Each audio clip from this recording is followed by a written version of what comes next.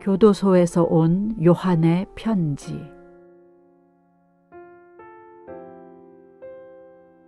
사랑하는 어머니께, 무섭지도 않은 코로나가 참으로 사람들을 불편하게 하네요. 교도소 집단 시설의 특성상 확진자가 나오면 여러모로 불편한 상황이 나오는데 지금 이곳 교정시설이 다 그런 것 같습니다. 그래도 멀지 않은 것 같으니 이제는 코로나하고 상관없는 일상을 준비해 보려고 합니다. 어머니가 보내주셔서 읽었던 책 중 하나님의 뜻이라는 책 내용에서 많은 분들과 공유하고 싶은 내용이 있어서 올리도록 하겠습니다. 항상 귀한 책을 보내주셔서 감사드립니다. 은혜의 악용 조심. 우리는 은혜의 악용을 조심해야 한다. 우리는 자칫 하나님의 은혜를 이용하여 그분 뜻대로 사는 삶을 뒤로 미루기 쉽다. 은혜가 항상 내 앞에 있다면 계속 죄를 못 지을 이유도 없지 않은가? 우리는 그렇게 생각할 수 있다. 과거에 무슨 잘못을 저질렀든 언제든 하나님께 돌아와 그분의 뜻을 행할 수 있다면 처음부터 그분의 뜻대로 살려고 서두를 이유가 없지 않은가? 잠자코 죄를 즐기다가 좀 더 편리한 시간에 하나님께 오면 되지 않는가? 하나님의 뜻을 영영 놓칠 수 있다는 위험이 사라진 마당에 그분의 뜻대로 살아야 할 동기를 어디서 찾아야 한단 말인가? 악용을 삼가야 할 이유가 두 가지 있다. 첫째, 은혜의 악용은 영적으로 위험하다. 물론 하나님의 뜻에 어긋나는 행동을 택한다고 해서 우리를 향한 그분의 마음이 달라지지는 않는다. 우리가 아무리 말을 안 들어도 하나님은 우리를 언제나 사랑하고 언제나 용서하며 언제나 집으로 맞아주실 것이다. 그러나 불순종은 하나님에 대한 우리의 마음을 바꿔 놓을 수 있다.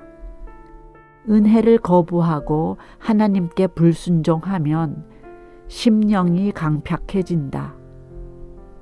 나중에 언젠가 하나님께 돌아오리라는 계산으로 그분께 불순종할 때마다 다시 돌아오기가 점점 힘들어진다는 사실을 깨달을 것이다. 자신의 진실성에 의심이 든다. 선악을 분별할 능력을 잃게 된다. 자신과 자신의 회개의 진정성을 더 이상 믿을 수 없는 지경까지 상태가 나빠진다.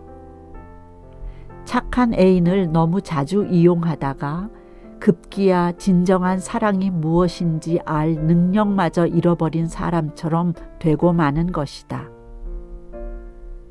철로 역정의 주인공 크리스찬은 천상의 도시로 가는 길에 해설자의 집을 방문한다. 거기서 그는 강팍한 심령에 대한 비유를 배운다.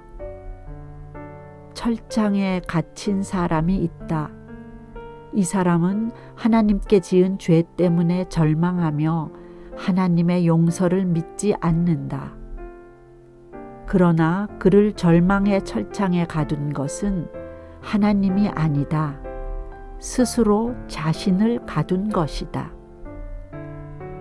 하나님께 절망을 느낀다는 것이 그의 주장이지만 사실 그가 절망하는 대상은 하나님이 아니다. 그는 자신에게 절망하고 있다. 그는 하나님의 은혜와 선하심을 너무 자주 악용해왔다. 하나님께서는 그를 용서해 주실 것이다. 그러나 그는 더 이상 회개할 수 없다. 은혜를 악용하는 것은 위험한 일이다. 우리를 하나님에게서 멀어지게 하기 때문이다. 둘째, 은혜의 악용은 어리석은 일이다.